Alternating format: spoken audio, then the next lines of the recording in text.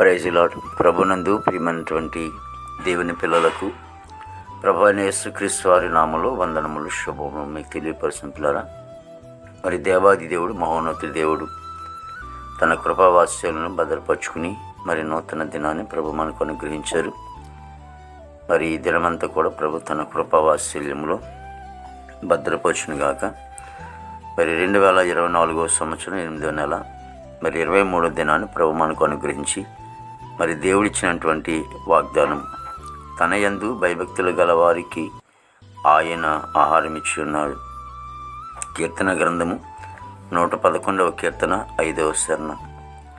పిల్లరా, మరి దేవాది దేవుడు, మహోన్నతుడి దేవుడు ఆయన యందు భయభక్తులు కలిగి ఉన్న వారికి ఆహారం ఇచ్చుచున్నాడని లేఖనం సెలవిస్తోంది. వాక్యము నమ్మదగినది, పూర్ణాంగీకరణకు యోగ్యమైనది. ఆహారం పుట్టించేవాడు ఆయనని లేఖనం సెలవిస్తోంది. సమస్త జీవులకు ఆహారం ఇచ్చేవాడు ఆయనని, ఆయనే పోషించేవాడని లేఖనం సెలవిస్తోంది. ఇశ్రాయేలు ప్రజల్ని అరణ్యములో ఆయనే పోషించాడు. అయితే తన యందు భయభక్తులు కలిగి ఉన్న వారికి ఆయన ఆహారం ఇచ్చి ఉన్నాడు అంటే, ఆహారం లేక ఆయన యందు భయభక్తి లేని వారికి కూడా ఆహారం ఉంటుంది. కానీ దేవుని వాక్యం అంటుంది, ఆత్మ సంబంధమైనటువంటి ఆహారం, అది జీవాహారం, దేవుని వాక్యం. ఎవరైతే దేవుని యందు భయభక్తులు కలిగి ఉంటారో వారికి జీవాహారం. ఎందుకంటే ఆయన ఆహారము తీసుకోవాలని, లేకపోతే తినాలని, వినాలని ఎంతోమంది ఆయన దగ్గరికి వస్తున్నప్పుడు వారు ఆస్వాదింపబడతారు, జీవింపబడతారు. లూదియా దేవుని మాటలు వినే కదా తన కుటుంబాన్ని రక్షించుకుంది. అలాగని మరి మరియా, యేసుప్రభు వారి తల్లి అయినటువంటి మరియా కూడా దేవుని మాటలు విని ఎంతో ఆస్వాదింపబడ్డది కదా. ఇలాగా ఎంతోమంది ఆయన మాటే జీవాహారం, అదే ఆహారం ఇచ్చుచున్నాడు అనే సందర్భం కూడా ఉంటుంది.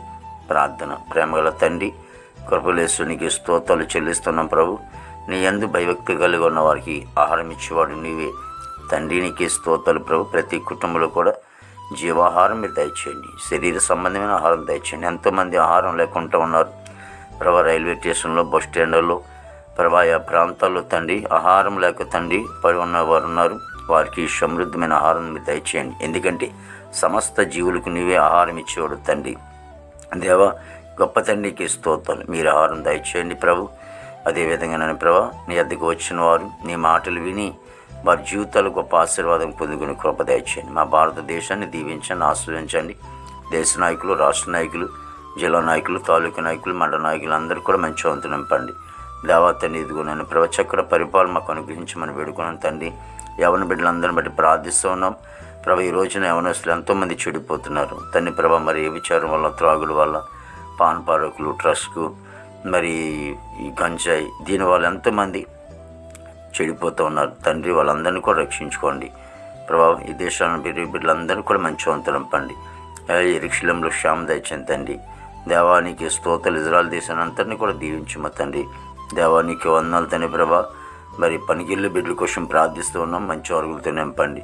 దేవ స్కూల్కి వెళ్ళే బిడ్డల కోసం ప్రార్థన చేస్తాం, రాకపోకలు మీరు ఎత్తు నడిపించండి.